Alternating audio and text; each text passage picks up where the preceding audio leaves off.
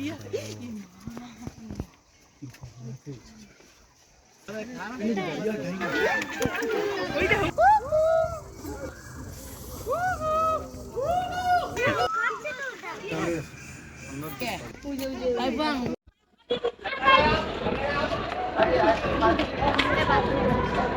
Everyone, this is Raju Chowdhury. চলে এলাম আপনাদেরকে আসাম চিড়িয়াখানাতে। চলুন চিড়িয়াখানাতে ঢুকবো এবং প্রবেশ করা যায় কিনা সেটাও আপনাদেরকে দেখাবো। মেবি এখানে গুগল পে অ্যাকাউন্ট থেকে অনলাইনে টিকিট করতে হয়। যদিও আমার কাছে অনলাইন টিকিট নেই, তবুও চেষ্টা করব ভিতরে গিয়ে কীভাবে চিড়িয়াখানার ভিতরে ঢোকা যায় এবং আপনাদেরকে দেখানো যায়। চলুন তাহলে। চিড়িয়াখানায় ঢুকতে অনেক কষ্ট হয়েছে, কারণ এখানে হচ্ছে সরাসরি কোনো টিকিট নাই। টিকিট করতে হয় তাদের গুগল পে অ্যাকাউন্ট থেকে অনলাইনে। সো আমার তো আর পে অ্যাকাউন্ট নাই। সো আমার সাথে সিলেটের দুই ভাই পাইছিলাম, ওনারাই করে দিয়েছেন আমার টিকিট। সো আমার ক্যামেরার জন্য আটকিয়ে ফেলছে। ওরা ভাবতেছেই না গোপ্রো কি আর ডিএসএলআর কি। ওরা ভাবছে যে অনেক রেজুলেশনের, হাই রেজুলেশনের ক্যামেরা। সো এটারও টিকিট করতেই হবে। সো এটার টিকিট করতে হলে 21 রুপি। লাইনে দাঁড়িয়ে আছি, এমন সময়ে এক ছোটো ভাই এসে বলতেছে উনি করে দিবে ওনার গুগল পে অ্যাকাউন্টে। So thank you very much ভাইয়াকে। সো তাহলে চলুন আমরা ঘুরে দেখি আগে, তারপর কথা। তো যারা চিড়িয়াখানায় ঢুকবেন তারা একটু সময় নিয়ে আসবেন। সারাদিন সকালে আসবেন, একদম লাস্ট টাইমে বের হয়ে যাবেন। আর চিড়িয়াখানার প্রবেশদ্বারের পরেই দেখবেন এই ধরনের একটা সাইনবোর্ড আছে। এই সাইনবোর্ডটা ফলো করবেন। এটা হচ্ছে চিড়িয়াখানার ম্যাপ। এটা আপনাকে অনেক হেল্প করবে। চিড়িয়াখানার পুরো ম্যাপটা এখানে দেওয়া আছে। আপনি যদি ফলো করেন তাহলে আপনার কাজে আসবে। সো চিড়িয়াখানায় যেহেতু ঢুকলাম, সো যদিও বাঘের ছবিটা নাই, এখানে ছিল। সো চিড়িয়াখানায় যেহেতু ঢুকছি, বাঘের সাথে দেখা না হলে কি চলবে? বাঘ হচ্ছে এদিকে। চলুন তাহলে খেলা হবে বাঘের সাথে। এই যে নাহব ফুটুকি বাঘ, নাহব ফুটুকি বাঘ। সারা এরিয়া ঘুরতে ঘুরতে প্রায় ক্লান্ত। টোটাল চিড়িয়াখানা দেখা সম্ভব না। সো পশুদের রাজাকে শুধু আপনাদেরকে দেখাবো। আমার ফেভারিট বাঘ, সিংহ, এইগুলোকে শুধু দেখাবো।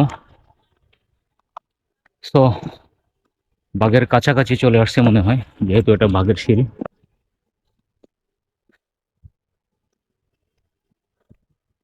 অনেক উঁচুতে। এই যে সব বাঘের খাঁচায় চলে আসছে মেবি।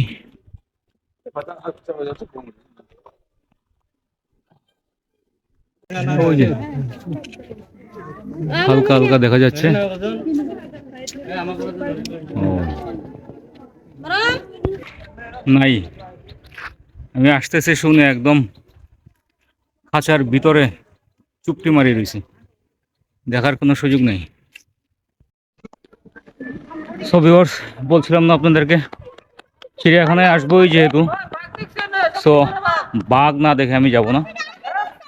চিড়িয়াখানার মূল আকর্ষণ হচ্ছে বাঘ এবং সিংহ।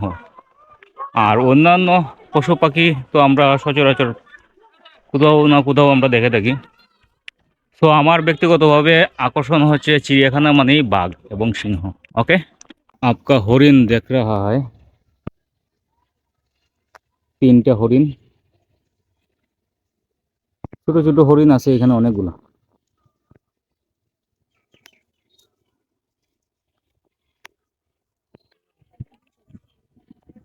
ওই পাইছি ঢেকিয়া পথিয়া বাঘ এবং সিংহ ওইদিকে। ওইদিকে যেতে হবে। বললাম না চিড়িয়াখানায় যেহেতু ঢুকছি, বাঘের সাথে দেখা না করে যাব না। তো এগুলো হচ্ছে হরিণ। কি হরিণ আসলে, এগুলোর নাম আমি জানি না।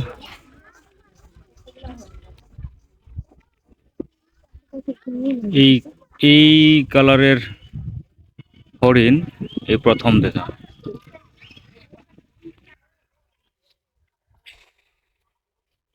কি হরিণ, এটার নামই আমি জানি না। নাম ওইখানে আসলে নেম প্লেট টাঙানোও নাই, তো আমি শুধু শিং দেখে বুঝতে পারছি যে হরিণ।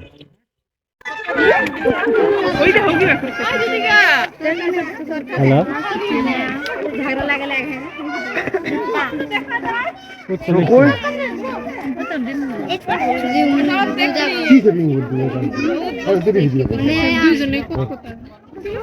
আমরা যদি যখন 5-6 গোল লাগছি পরে সুস্থ ঘানি দিলা ভূমি ঝাল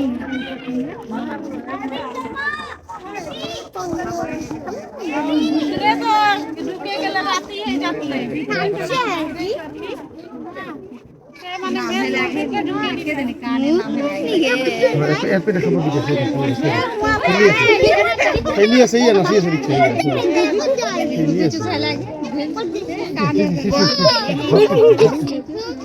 খাই চাই হচ্ছে ভাল্লুকের ঘর।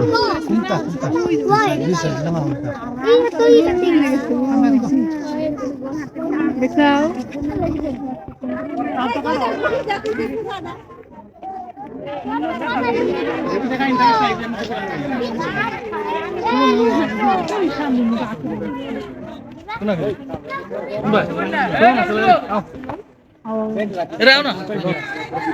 সো আর যাই হোক, ভাল্লুকের একটা ভেলকে দেখাইছে, খুব ভালো লাগছে।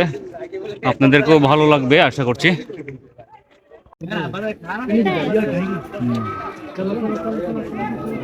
সিংহ খুব রিল্যাক্সে ঘুমাচ্ছে। লেখা আছে ডেঞ্জার, মানে বিপদ। বাসলুই নাহিব, ডু নট কাম ক্লোজার, মানে খুব কাছাকাছি যাওয়া নিষেধ, যে কোনো ধরনের বিপদ হতে পারে। আর সিংহ মামা ঘুমাচ্ছে। সো ভিউয়ার, যদিও বাঘ দেখাইতে পারে নাই, বাঘ খাঁচার ভিতরে ঘুমন্ত ছিল, কিন্তু সিংহটাকে দেখাচ্ছে, সিংহটা বাইরে ঘুমাচ্ছে, প্রাকৃতিক বাতাসের মধ্যে খুব রিল্যাক্সেই সে ঘুমাচ্ছে। বাহ, মেবি দুপুরের লাঞ্চও শেষ, কিন্তু তার পিছনেই ওই যে পিছনেই আছে গুহা, মানে সিংহ যে গুহায় বাস করে তার গুহাটাও কাছাকাছি, তার বাসার সামনেই সে ঘুমাচ্ছে। বলতে না বলতে এই বাঘের খাঁচায় চলে আসছে। এই যে দেখেন বাঘ, প্রচুর গরমের মধ্যে পানিতে নেমে আছে।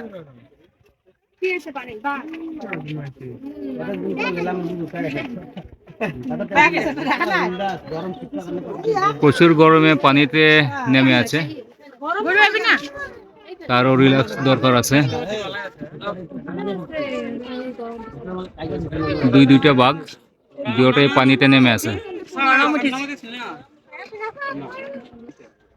অনেক বড় এরিয়া, তার পাহাড়ি এরিয়া।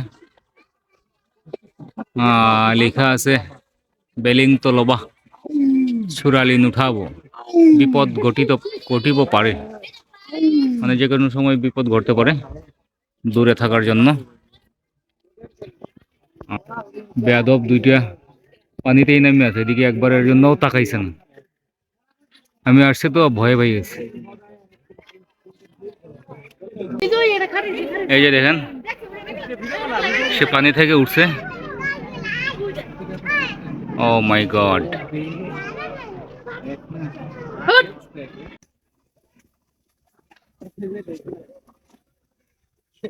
তার হাঁটার মধ্যে একটা ভাব আছে, গাম্ভীর্য আছে তার হাঁটার মধ্যে একটা। ও নবাবের মতো হাঁটতেছে, হাঁটার মধ্যে একটা গাম্ভীর্য আছে।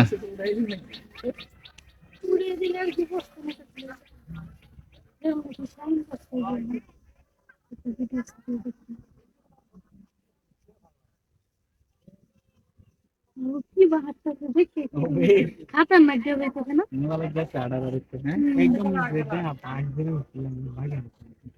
এটা তো বাগে তার হাঁটার মধ্যে একটা স্টাইল আছে না?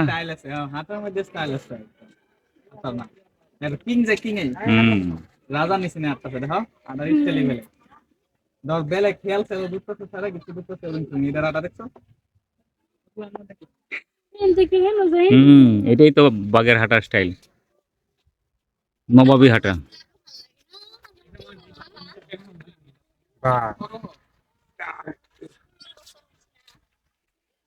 কি আছে তে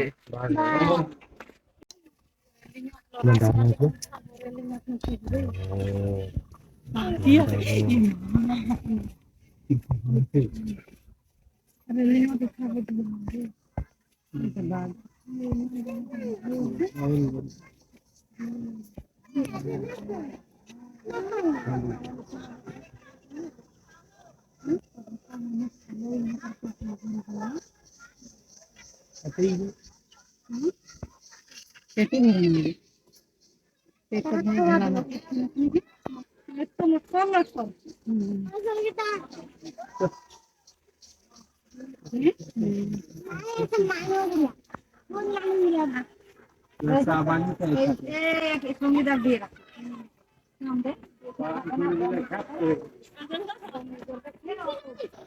दीदी को हेल्प करो अब दीदी को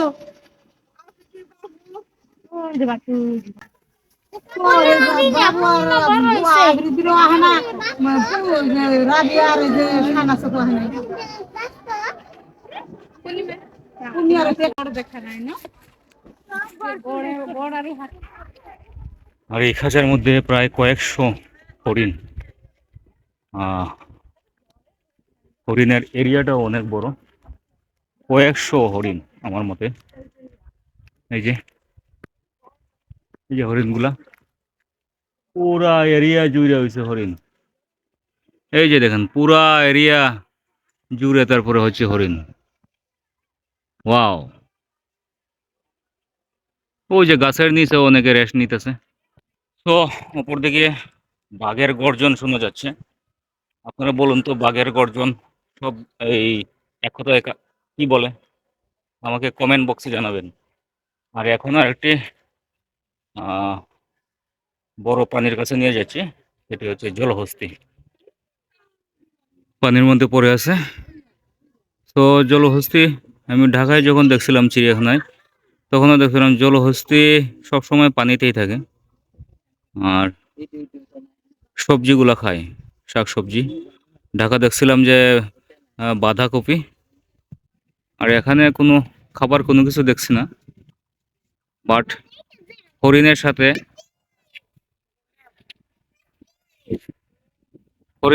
একসাথে আছে। এটা হচ্ছে ইমু পাখি নাকি দা? ও হেনা ভিতরে কিটা দেখি খানা নি ও সো ভিউয়ার্স, মানে ভীষণ ক্লান্ত, ভীষণ। খালি ক্লান্ত না রে ভাই, ভীষণ ক্লান্ত। মানে বিরাট এরিয়া। গুয়াহাটিতে চিড়িয়াখানায় যারা আসবেন সকাল থেকে মানে সারা দিনের সময় নিয়ে চিড়িয়াখানায় ঢুকবেন, তাহলে দেখতে পারবেন অনেক কিছু। আর আমার টার্গেট ছিল বাঘ আর সিংহ। তো সিংহ ঘুমও পাইছি, আর বাঘরে পাইছি যে লেফট রাইট করতেছে ভিআইপির মতো, মানে সে যে বনের রাজা এটা দেখাই দিছে, দেখছি। তো এখন বের হয়ে যাব, আর ভালো লাগতেছে না, হাঁটতে হাঁটতে ক্লান্ত। আর একটা সমস্যা হয়েছে, যেটা টিকিট করার পর যে গাড়িতে চড়ার জন্য আমাকে একটা বেজ দেওয়ার কথা, বেজ আমি নেই। বেজ যদি পাইতাম হাতের, তাহলে আমি ওই যে তাদের গাড়িতে করে আমি আসা যাওয়া করতে পারতাম। যেহেতু আমার কাছে বেজ নেই, তো আমাকে হেঁটেই যেতে হবে, কিছু করার নাই। ওই যে এই ধরনের গাড়ি। তো কিছু করার নাই। সবাই ভালো থাকেন, সুস্থ থাকেন, আর বিদায় নিচ্ছি।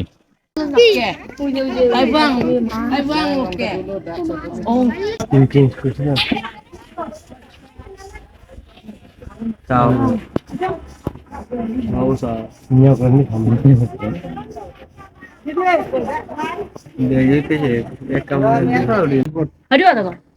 हम कोई खास नहीं है तो Ya.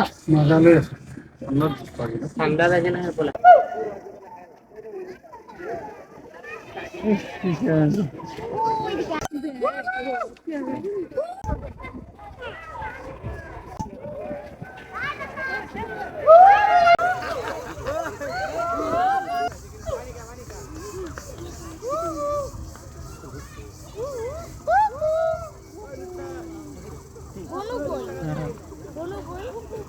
बुनू कैसे